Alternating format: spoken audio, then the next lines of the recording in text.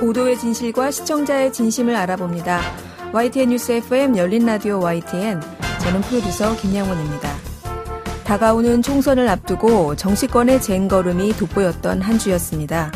특히 의원 정수를 확대하자는 심상정 정의당 대표의 제안이 정치권보다는 국민들의 심기를 건드렸는데요. 우리 의원님들, 일단 국회에 들어가면 일은 안 하고 싸운다는 생각, 국민들 뇌리에 굳어져 있기 때문입니다. 일 안 하는 의원님들 미워서 의원 수는 절대 늘려줘서는 안 되는 걸까요? 국민의 의견을 대표하는 대의민주주의를 따르고 있는 선진국들은 어떨까요? 잠시 후 이 내용 자세히 다뤄보겠습니다. 11월 10일 일요일 순서 바로 시작하죠.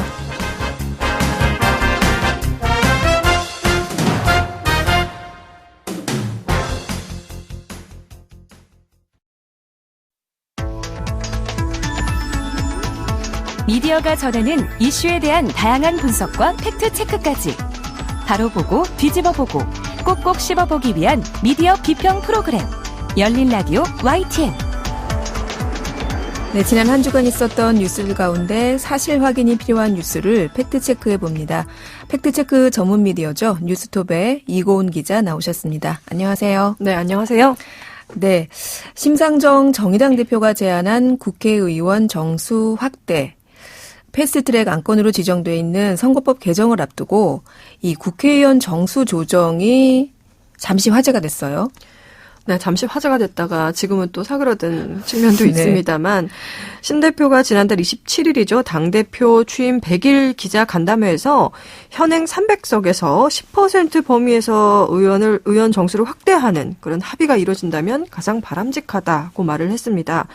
원래 선거제 개편에 대해서 논의하던 올해 초에도 국회의원 정수 확대 논란이 있었는데 연말에 와서 다시 한번 논란이 되고 있었다, 이렇게 볼 수 있고요. 여기에 대해서 홍준표 전 자유한국당 대표가 미국을 기준으로 하면 우리나라의 국회의원은 81명 정도가 돼야 한다라고 해서 또 논란이었습니다.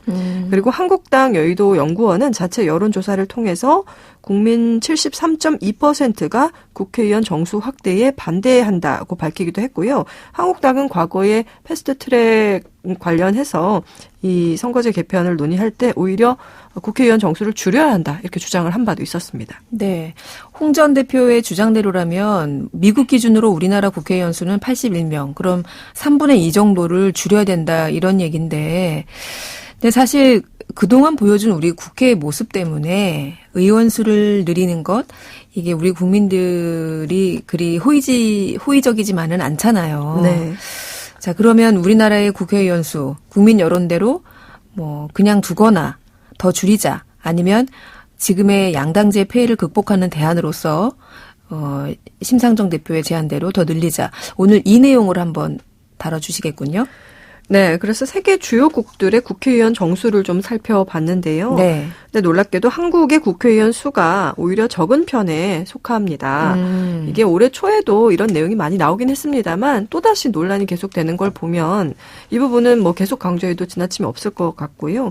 OECD 34개국 국회의원의 정수를 토대로 살펴보면 국민 수에 비해서 국회의원 숫자가 우리나라보다 적은 나라가 불과 3개 국가에 그쳤습니다. 네. 국민 10만 명당 국회의원 수, 그러니까 국민의 대의를 얼마나 국회의원들이 대표하고 있는지를 비교할 수 있는 수치라고 볼 수 있겠는데, 이걸 비교를 해보니까 OECD 평균은 0.97명이었어요. 네. 국민 10만 명당요. 10만 명당. 그런데 한국은 여기에 못 미치는 0.58명이었습니다. 그리고 아까 말씀드렸던 우리보다 적은 국가는 일본이 0.56명이고 멕시코가 0.49명, 그리고 홍 전 대표가 언급했던 미국은 0.16명이었거든요. 네. 그래서 이 미국이 이제 가장 의회 대표성이 적은 나라다라고 볼 수 있는데, 우리나라와 비교를 하면 상대적으로 한국의 국회의원 수는 많은 것처럼 이렇게 착각할 수 있게 만드는 비교 대상입니다. 네. OECD 평균 기준이 인구 10만 명당 국회의원 수 0.97명. 이 기준대로 하면 우리나라는 국회의원 수를 늘려야 되겠네요. 네, 그렇죠. 한국이 0.58명이니까 네. 이 기준을 맞추려면 당연히 늘어나게 되는데 이 OECD 평균치로 맞추게 되면 계산상 국회의원 수가 한 200명 정도 늘어나서 지금보다? 네, 네. 502명 정도가 돼야 한다라는 계산이 나오고요. 네. 어떤 여러 가지 기준으로 봤을 때 국회의원 수가 얼마나, 어느 정도가 적정하냐라는 여러 가지 그 연구 결과들도 있는데, 그 보수적으로 봐도 한 300명대 후반은 돼야 한다라는 이야기들이 많고, 네. 또 굉장히 어떤 기준으로 봐서는 이제 800석까지도 늘려야 한다. 이런 계산이 나오는 그런 연구 결과들도 있었습니다. 우리 국민들이 안 받아들일 것 같은데. 네, 너무나 놀라운 수치인데요. 네. 또 이제 한 가지 더 살펴볼 것은 이제 각 나라마다 의회 형태나 선거제도가 제각각이기 때문에요.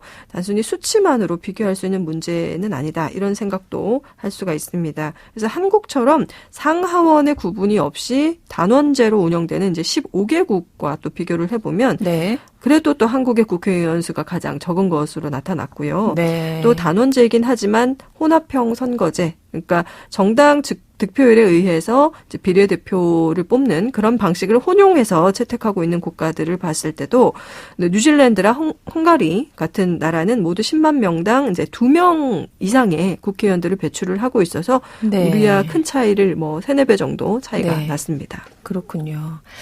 근데 저희가 이 얘기를 계속 하는 이유가 이 의원 배지가 마치 이 특권의 상징인 것 마냥 해석이 되면서 좀 거부감을 많이 갖고 있는 것 같아요. 아직도 우리 국민들이. 네. 그래서 이번에도 그 심 대표가 이런 제안을 했잖아요. 세비 같은 어떤 이런 세비는 늘리지 않겠다. 기존대로 유지하면서 의원 수를 늘리는 방향. 이런 방향에 대해서는 한번 체크해 보셨나요?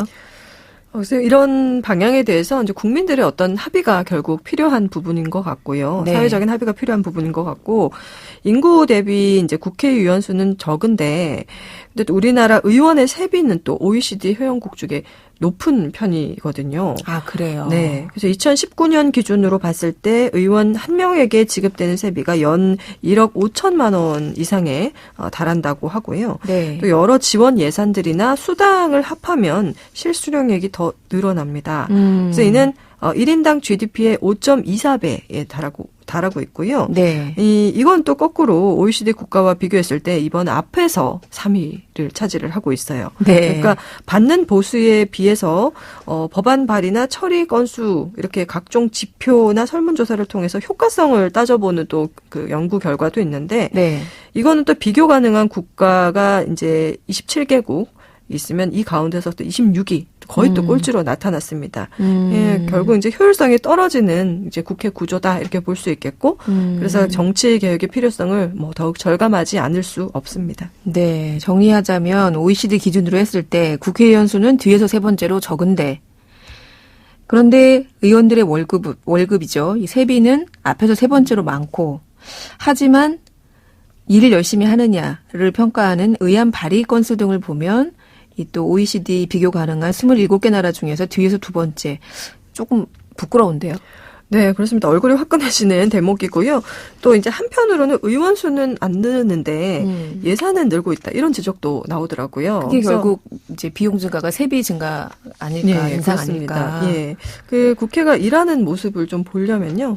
국민이 국회의원에게 일을 시키는 주인이다. 이런 생각으로 이런 차원의 그 인식 전환이 필요하지 않은가 이런 생각도 듭니다. 네, 우리 국민들도 진짜 주인의식 갖고 이 부분에 대해서 정치권 일이니까 이렇게 생각하지 마시고요. 적극적으로 고민해 보시고 의견들을 주셨으면 좋겠습니다.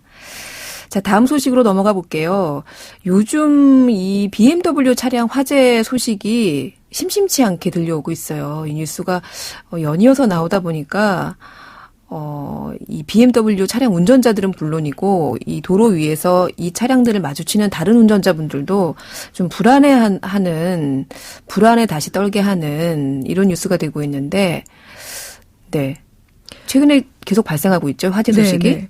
그렇습니다. 지난 3일 경기도 용인에서 달리던 BMW 차량에서 불이 났다는 뉴스가 있었고요. 네. 이게 벌써 지난달에 27일 이후에 8일 동안 이제 6번째 화재가 벌써 거의 매일 지금 화재가 한 건씩 네. 발생하고 있는 꼴이에요. 네. 네. 그러다 보니까 이게 굉장히 이제 빈도가 높아서 더욱더 불안한 마음이 드실 수 있는데 이 BMW 520D 차량은 배기가스 재순환 장치, 즉 EGR 이상 때문에 이미 리콜 조치가 됐었습니다. 네. 근데 최근에도 이런 화재 사고가 잇따르면서 리콜 수리에 문제가 있었던 건 아닌가 이런 의문도 제기가 되고 있고요. 근데 일단 차량 화재 사고가 BMW만의 문제는 아니고요. 국내에서 차량 화재 사고가 1년에 평균 5,000건씩 하루에 14건씩이나 발생해 오고 있다고 합니다. 그렇지만 이렇게 특정 회사 차량이 8일 동안 6건 이렇게 네. 거의 매일이다시피 불이 난 건 이례적이지 않을 수 없고요. 이 EGR의 문제가 불거지기 전인 2014년과 2016년 사이에는 연평균 63건 정도 발생을 했었다고 합니다. 네. 네, 문제가 본격 발생했던 2017년에는 대폭 늘어서 94건으로 늘었습니다. 그러니까 타사 차량들, 그러니까 자동차 화재 사고가 그렇게 자주 발생하는 사고 중에 하나인데 유독 BMW 차량에만 화재가 조금 최근에 집중되고 있는 거네요. 네, 그렇습니다. 2017년에 이 가장 사고가 많았었는데 BMW 차량 1만 대당 화재 사고가 2.67대 가량 일어났다고 합니다. 네. 근데 국내 전체 승용차를 기준으로 봤을 때는 1만 대 중에 이 화재 사고 수치가 1.19대 정도였거든요. 네. 그러니까 평균 다른 차량들과 모두 합해서 봤을 때 비교를 하면 그 수치가 전체 승용차 대비 화재 사고가 일어나는 빈도가 이제 2배 정도 높았다. 이것을 네. 확인하실 수가 있습니다. 네. BMW 차량에만 이렇게 유독 화재 사고가 좀 빈번해서 주목을 받고 있는 건데 이 한창 이 화재 사고가 뉴스가 됐던 시기에 리콜이 있었잖아요. 네, 네. 근데 그 이후에 변화가 있었나요? 리콜 이후에 이 수치상으로 개선된 측면이 있었는데 네. 국토교통부는 올해 들어서 발생한 BMW 차량 화재 사건을 53건으로 집계를 하고 있습니다. 네. 그러니까 이 통계를 기준으로 보면은 17년에 이제 94건 발생했었으니까 그 기록보다는 연간 화재 사고 발생 건수가 많이 줄었다고 볼 수 있고 또 그 이전이었던 2014년과 16년 상황보다도 조금 더 개선됐다. 이렇게 볼 수 있는 수치입니다. 당시보다 이 BMW 등록 차량 수 전체 모수가 또 는 측면도 있기 때문에 화재 비율 자체만 봐도 그것도 좀 감소했다 볼 수 있습니다. 리콜 이후에 차량 화재는 확실히 줄었다라는 게 지금 통계로는 나와 있는데요. 그렇다면 최근에 발생했던 그 6건의 BMW 차량 화재 사건의 3건, 3개 차량은 이미 리콜을 받은 차량이라고 하더라고요. 네. 그러면 이 리콜이 뭔가 부실했던 건 아닌가 이런 생각이 좀 들거든요. 네, 당연히 그런 생각이 드실 수 있는데 하지만 이 부분을 아직은 알 수 없다고 합니다. 지난해 12월에 BMW 차량 화재 민관 합동조사단이 이 조사 결과를 발표하면서 네. BMW 측 리콜이 완전하지 않을 수 있다는 점을 지적하기는 했어요. 네. 그리고 그 시점을 조금 늦출 수 있다 뿐이지 언젠가 이 해당 부위에 균열이 가거나 누수가 생길 수 있는 개연성을 부인하지 못한다. 이렇게 이야기를 한 바도 있습니다. 네. 그러나 최근에 잇따르는 BMW 화재가 리콜 부실 때문인가 이렇게 단정하기는 좀 어려운데 이 6건 중에서 3건에 해당되고 있고요. 또 EGR 외에 원인도 있을 수 있지 않나 이 가능성도 제기되는 상황이거든요. 그러나 잇따른 화재로 인해서 소비자 불안감이 커지고 있기 때문에 제조사 측에서도 주기적인 점검을 보다 더 강화해야 한다. 이런 당연한 지적이 나오고 있습니다. 네. 근데 여기서 잠깐 그 차량 화재는 보통 이렇게 과열이 많이 되는 여름철에 좀 발생한다. 저희가 이렇게 알고 있잖아요. 네, 많이들 그렇게 알고 계신데요. 이 화재 통계들을 살펴보면 네. 특정한 계절에 많이 생기는 것은 아니고 1년 내내 차량 화재가 일정하게 발생을 하고 있습니다. 네. 계절에 크게 구애를 받지 않는다는 건데 자동차 전문가들에 따르면 엔진 내부의 온도는 수백 도에 이른다고 하거든요. 네. 그래서 계절상 기온이 몇 도씩 오른다고 해서 화재가 더 발생하는 것은 아니다. 이렇게 지적을 합니다. 그래서 차량 화재는 사계절 내내 일정하게 발생할 가능성이 있습니다. 네, 여러분 그렇다네요. 이게 여름에만 발생하는 것도 아니고 외부 온도와는 상관없이 사계절 내내 꾸준히 이런 차량 화재 사고가 있다고 하니까 비단 이번에 문제가 된 특정 차량이 아니더라도 수시로 안전하게 점검하셔서 안전하게 타셨으면 합니다. 오늘 팩트체크는 여기에서 마무리하겠습니다. 오늘 말씀 고맙습니다. 네, 감사합니다. 네, 지금까지 뉴스톱의 이고은 팩트체커였습니다. 진실을 전합니다. 진심을 다합니다. 시청자 여러분의 목소리에 귀 기울이는 YTN 뉴스 FM, 열린 라디오 YTN. 토요일과 일요일 저녁 8시 20분에 방송됩니다. 한 주간 YTN 라디오에서 방송된 프로그램들을 모니터링하고 평가해보는 시간입니다. 김덕연 시청자평가원 나오셨습니다. 안녕하세요. 안녕하세요. 네, 이번 주에는 어떤 프로그램 모니터링 하셨습니까? 네, 오늘은 이동형의 뉴스 정면 승부를 살펴보고자 합니다. 10월 28일부터 11월 1일까지 방송된 이 프로그램에 대한 모니터 결과를 바탕으로 개선이 필요해 보이는 사항을 몇 가지 짚어볼까 합니다. 네, 먼저 어떤 부분부터 살펴볼까요? 네, 먼저 10월 30일 방송 중 신신법정클럽 부분을 짚어보고자 합니다. 신유진, 신장식 이 두 명의 신 변호사가 진행자와 함께 계엄령 문건과 형법상 내란 음모죄 문제, PD수첩 방송금지 가처분 기각, 그리고 다시 윤석열 검찰총장을 문제 삼은 유시민 노무현재단 이사장의 알릴레오 방송을 다뤘는데요. 이 가운데 살펴봐야 할 사항은 유 이사장의 알릴레오 방송 부분입니다. 알릴레오 방송에서 유 이사장은 윤석열 검찰총장이 조국 전 법무부 장관에 대해 사석에서 이러저러한 발언을 했다고 이야기하면서 검찰이 조 전 장관을 내사했다고 주장했습니다. 유 이사장은 이 방송으로 또다시 세간에 큰 파문을 일으켰는데요. 이른바 조국 논란이 불거진 후 이미 몇 차례 그랬던 것처럼 이때도 일부 지지층으로부터는 지지를 받았지만 반대하는 층으로부터는 궤변을 거듭하고 있다는 비판을 받았습니다. 네. 이 방송 직후 여당인 더불어민주당에서조차 3명의 의원이 유 이사장의 주장은 근거가 부족하다는 취지의 발언을 공개적으로 하기도 했습니다. 네. 검찰개혁에 대한 목소리가 계속해서 나오고 있는 상황에서 검찰이 조 전 장관을 사전에 내사했다. 굉장한 큰 파문을 일으켰던 발언이었는데요. 이 내용에 대해서 방송에서 일단 어떻게 다룬 부분을 평가하셨나요?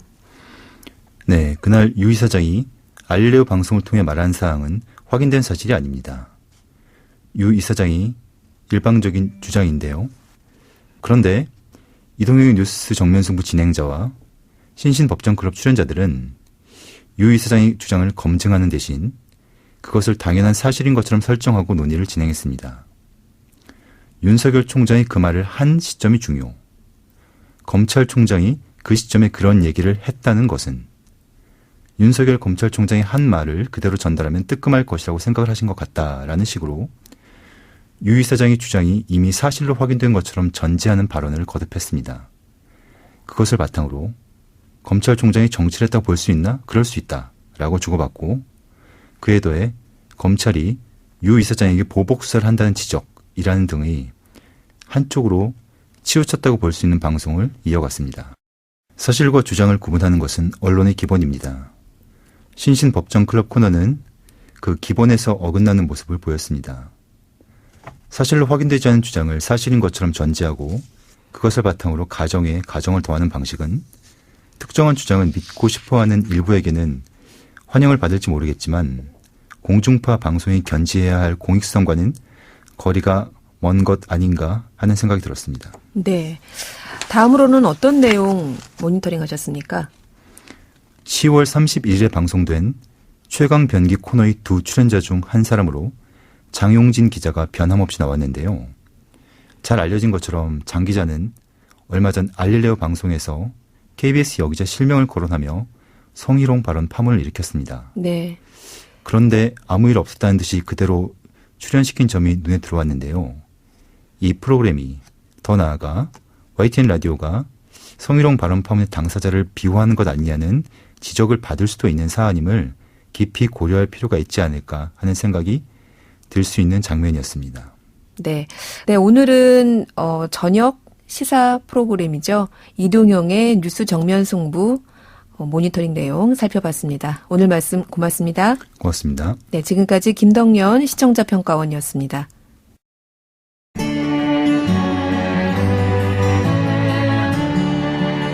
더불어 사는 세상. 함께 살아가기 위한 공동체의 가치와 나눔의 의미를 생각해봅니다. 열린 라디오 YTN. 지난 2일 서울 성북구의 다세대 주택에서 70대 어머니와 40대 세 딸이 숨진 채 발견됐습니다. 이미 지난 2014년 송파 세모녀 사건, 그리고 지난 7월에 탈북자 모자 아사 사건에 이어서 우리 사회에 다시 한번 충격을 줬는데요. 지금까지 나오고 있는 보도들을 종합해보면 어머니와 세 딸, 이들 네 모녀는 이른바 수급자도 아니었고 주얼리 자영업을 하던 평범한 이웃이었습니다. 갑자기 닥쳐온 경제적인 곤란에 그만 안타까운 선택을 한 것으로 알려지고 있는데요. 정부의 복지제도가 손닿지 않는 이른바 복지 사각지대의 전형이라는 분석이 나오고 있습니다. 전문가와 오늘 이 얘기 나눠보겠습니다. 복지국가 소사이어티 공동대표를 맡고 계신 이상희 제주대 의대 교수 전화 연결돼 있습니다. 교수님 안녕하세요. 네, 안녕하세요. 네, 또다시 안타까운 죽음이 충격을 주고 있습니다. 네, 정말 안타까운 일이죠. 성북구 네 모녀는 시신이 상당히 부패가 된 상태에서 발견돼서 더 안타까움을 주고 있는데요. 네. 아마 사망한 지 한 달이 넘었을 것으로 추정이 되고 있습니다. 가족이나 친지, 이웃 주민이 아니라 건물 보수를 위해서 이 건물을 찾았던 리모델링 업체 관계자가 이상한 냄새가 난다, 이렇게 이제 신고를 했던 것 아니겠습니까? 네. 네 모녀의 시신이 이렇게 해서 발견된 건데 타살 흔적 없고 유서가 있었던 점으로 미루어 볼 때 자살로 우리가 추정하고 있는데요. 결국은 제도적 연대가 작동하지 않는 각박한 세상에서 경제사회적 고립과 불행을 견디지 못하고 자살을 선택했던 것으로 지금 그렇게 추정이 되고 있습니다. 네. 네, 특히 이 네 모녀 자살이 몇 주가 지난 상태에서 타인에 의해 우연히 발견됐다라고 하는 점에서 우리가 이걸 고독사 이렇게 부르는데요. 네. 사회적 관계망으로부터 단절된 사망 상태라고 하는 뜻입니다. 그래서 더 우리의 마음을 무겁게 하는 것 같습니다. 네. 교수님 말씀이 참 마음에 무겁게 다가오네요. 이 각박한 세상에서 경제적인 또 사회적인 고립과 불행을 견디지 못한 것 같다. 결국 고독사다. 이런 말씀을 하셨는데 한 달 동안, 무려 한 달이 지나도록 아무도 몰랐다. 나중에 나온 보도지만 이들 모녀의 그 장례 절차를 진행하는 데 있어서도 연락할 사람이 없었다. 이런 보도가 나왔습니다. 이 정부 차원에서 이렇게 경제적인 어려움을 겪고 있는 사람들, 왜 몰랐냐? 이런 지적이 있었어요. 네. 과거 전통사회에서는 우리가 대가족을 이루고 살거나 또 지역사회 공동체에서 서로 돕고 사는 소위 말해서 이 자연적 연대 질서가 존재했지 않겠습니까? 네. 그런데 산업화와 도시화를 거치면서 이런 자연적 연대 질서가 해체되고 말았는데요. 선진 복지국가들의 경우에는 이 자연적 연대 질서를 대체할 만한 복지국가의 제도적인 연대가 확립되었는데 네. 우리는 아직 이걸 확립하지를 못했습니다. 그러다 보니까 2014년 2월에 있었던 송파 세모녀 사건이 바로 그런 경우였죠. 그랬죠. 그래서 우리나라도 2016년부터 이렇게 고립과 불행 속에서 극단적 선택을 하는 사례를 제도적으로 예방해야 되겠다, 이렇게 해서 복지 사각지대 발굴 관리 시스템을 도입을 했습니다. 네. 건강보험료가 체납되거나 단전 단수 가구 혹은 이 가스 공급이 중단된 경우, 이런 것 등 29개의 지표를 활용해가지고 복지 지원이 긴급한 사람들을 찾아내는 이 소위 복지 사각지대 발굴 관리 시스템인데요. 이게 사회보장 정보 시스템입니다. 네. 이걸 지금까지 4년째 운영을 하고 있거든요. 그런데도 불구하고 성북구 이번 뇌모녀 사건의 경우에는 이 29개 지표 중에 어느 것에도 해당된 적이 없었다라고 하는 사실이에요. 그러니까요. 네, 이 긴급 지원이 필요한 위기 상황임에도 불구하고 제도적으로 발견하지 못했던 건데요. 네. 공과금이 보통 3개월 이상 체납되면 사회보장 정보 시스템을 통해서 이게 구청으로 자동 통보가 되는데 네. 이번 뇌모녀 같은 경우에는 체납 기간이 3개월이 아니고 2개월이었습니다. 네. 그리고 여기서 빠져버린 거죠. 네. 그러니까 이분들은 단기간에 경제 상황이 급격하게 악화된 경우에 해당하는 거고 이 경우에는 이 시스템이 작동을 안 했던 겁니다. 참, 어쩌면 이렇게 정부가 마련한 이 복지 시스템을 비껴갈 수 있을까. 그런데 문제는 이런 분들이 점점 더 많아지고 있다라는 얘긴데요. 그렇죠. 네, 이렇게 3개월 이상 체납되면 통보되어 있는 시스템에도 불구하고 이분들은 2개월이었고, 근데 그 2달 만에 이렇게 급격하게 상황이 악화됐고, 이를 극복할 수 있는 앞서 자연적 연대라는 표현을 쓰셨는데 주위의 누구에게도 도움을 청할 수가 없는 상황이었어요. 그랬죠. 네. 일각에서는 뭐 개인 회생, 개인 파산, 왜 이런 걸 안 했냐 또 이런 지적도 있거든요. 네, 이 70대 어머니하고 둘째 딸은요, 건강보험 지역가입자였는데 월 건강보험료가 최저 수준인 13,100원 정도였습니다. 그런데 이것도 3개월이나 체납이 됐어요. 그러니까 이분들은 사실은 소득이나 재산이 거의 없었던 것으로 추정이 되고 있고요. 네. 셋째 딸이 이제 쇼핑몰을 운영했고 또 첫째 딸이 이 쇼핑몰에서 함께 일을 했는데 문제의 이 사업장도 역시 3개월치나 건강보험료를 내지 못했습니다. 네. 그러니까 총체적으로 좀 어려웠던 거죠. 네. 또 뇌모녀의 시신이 발견됐을 그 당시 그 집 우편함에는 은행이라든지 카드회사, 신용정보회사에서 보낸 채무 이행 통지서가 20통 정도 수북이 쌓여 있었다고 해요. 네. 네, 이분들이 그 보증금 3천만 원에 월세 100만 원짜리 다세대 주택에서 살고 있는데 최근 한 2-3달 동안 또 월세도 못 냈단 말이에요. 그랬다고 하죠. 네, 이런 정황으로 미뤄볼 때 이분들 가구는 최근 2-3달 사이에 엄청나게 많은 빚을 지면서 아마 급격하게 생활고에 빠진 그런 상태인 것 같습니다. 말씀하신 대로 이런 상태이면 보통 많은 경우에는 이 개인 채무자의 도산 절차를 활용하거든요. 그게 네. 개인 회생과 개인 파산 절차 아니겠습니까? 네. 네, 개인 회생 절차는 쉽게 말씀드리자면 원금을 탕감받고 일정 기간 나누어서 빚을 갚을 수 있도록 하는 제도인데 네. 이 개인 회생의 신청 자격은 소득이 반드시 있어야 되는데요.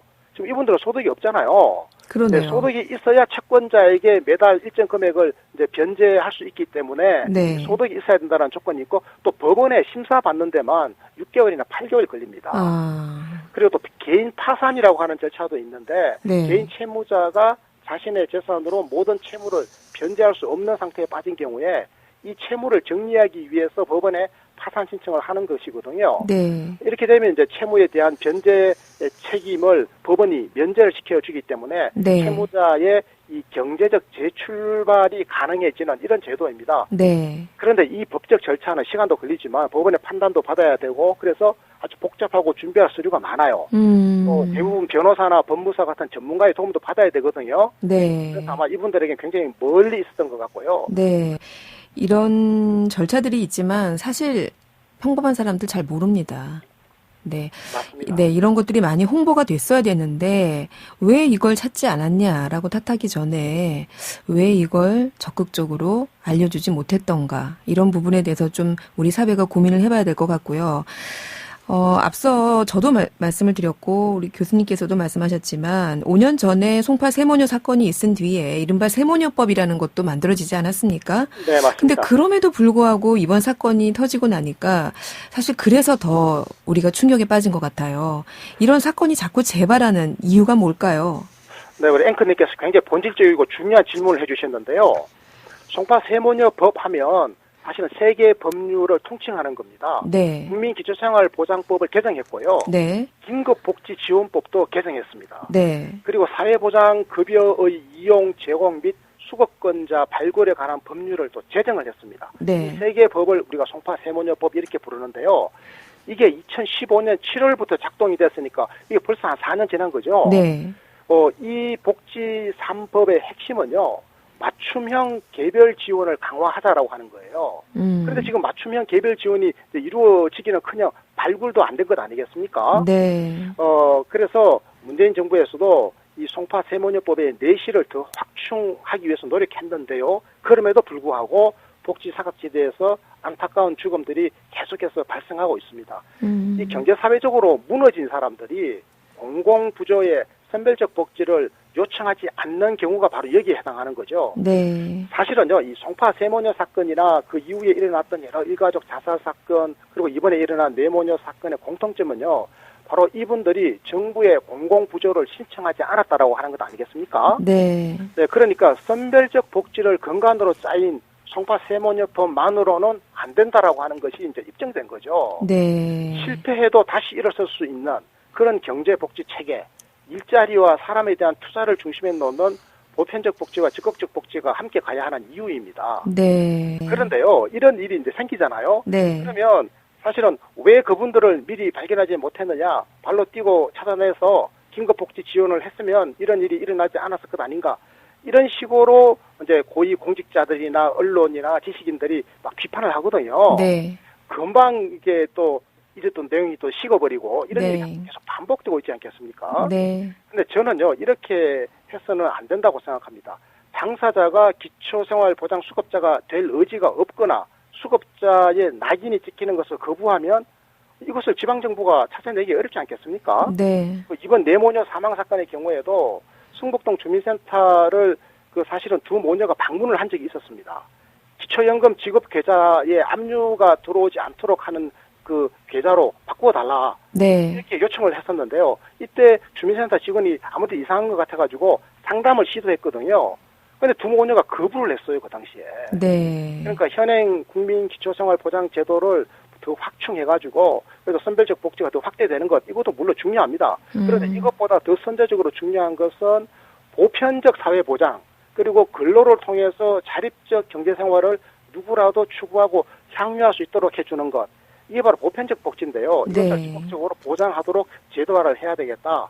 국민의 적정한 삶, 기본 생활이 잘 보장되려면 결국은 일자리 문제나 경제 문제, 그리고 보편적 복지가 잘 자리를 잡아야 된다라고 하는 것, 제가 이 사실을 강조하고 싶습니다. 그래야 애초에 빈곤층으로 떨어지지 않도록 하는 것 아니겠습니까? 네. 빈곤층으로 떨어지게 만들어 놓고 그중에 일부 극빈자들에게 수급자가 되라라고 요구하는 것, 이것만이 저는 능사가 아니라고 생각하기 때문에 그렇습니다. 그래서 저는요, 이 빈곤층으로 추락하지 않도록 하는 보편적 사회보장이 제도적으로 잘 작동하도록 하는 것, 이게 정말 중요하다, 이런 생각을 하고 있습니다. 네. 이 말씀까지 오늘 말씀 잘 들었습니다. 네, 고맙습니다. 네. 지금까지 복지국가 소사이어티의 이상희 제주대 의대 교수였습니다.